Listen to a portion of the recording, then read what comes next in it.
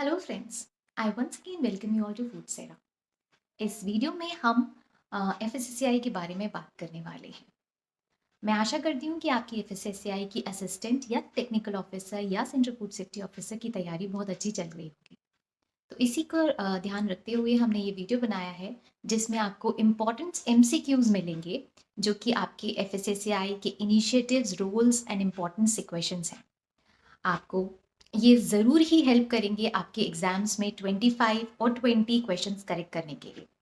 तो इस वीडियो को पूरा देखिए और अगर आप ऐसे ही वीडियोस हमसे चाहते हैं तो please do comment in the comment box. So let's get start करते हैं एफएसएसएआई असिस्टेंट सीएफएसओ एंड टीओ के exam preparation MCQs. So the first one is Food Authority comprises of dash members. So how many members are there in Food Authority? बताइए A, B, C, D 20, 22, 23 and 24. So the answer is 22. Okay. Out of these 22, 1/3 has to be women's. यानी 1/3 women's होने चाहिए इस 22 members में। और ये 22 members कौन कौन हो सकते हैं? एग्रीकल्चर फील्ड से, मिनिस्ट्री से हो सकते हैं, कॉमर्स के हो सकते हैं, कंज्यूमर अफेयर्स से हो सकते हैं, कुछ फूड टेक्नोलॉजिस्ट भी होते हैं, स्मॉल स्केल इंडस्ट्रीज़ के रिप्रेजेंटेटिव्स भी होते हैं और साइंटिस्ट होते हैं। अब आता है कि कितने साइंटिफिक पैनल्स हैं अभी established? 21, 22, 23, 24. So the answer is, क्या है आंसर? 21. सो अभी तक कितने साइंटिफिक पैनल्स बन गए हैं हमारे पास? 21 साइंटिफिक पैनल्स हैं।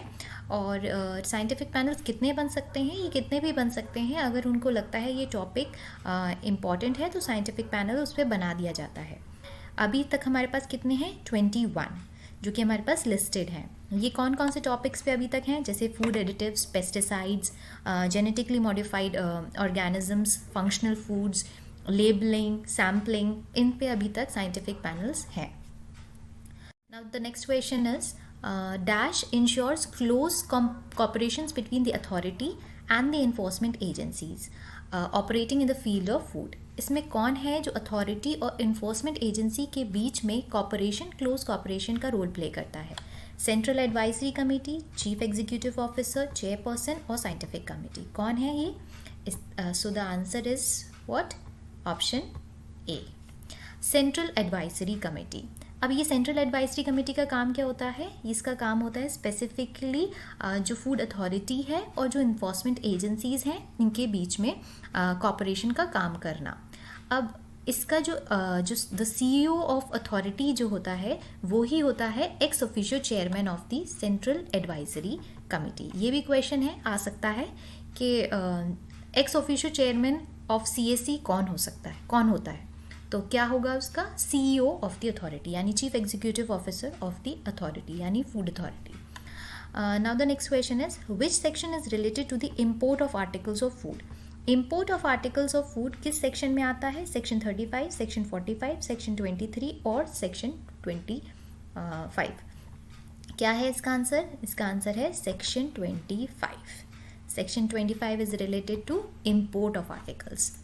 ये किस चैप्टर में आता है? ये आप कमेंट बॉक्स में लिखिए किस चैप्टर में आता है section 25 imports of articles. Now the next question is which officer is appointed by the CEO FSSAI for the import clearance of food? Food safety officer, educating officer, authorized officer और designated officer। कौन है इसमें? So the answer is option number C, authorized officer। Question number 6 is dash mainly include identity and compositional standards of specific food products and are covered under FSS Food Products Standards and Food Additives Regulation 2011। कौन से standards हैं जो कि particularly identity और compositional standard of specific food products से related हैं? specific food products, vertical standard, horizontal standards और pre requisite programmes और इंटरनेशनल फूड स्टैंडर्ड्स। कौन है इसमें? बताइए इन चारों में से कौन कौन होंगे? आंसर क्या होगा? इसका आंसर क्या होगा?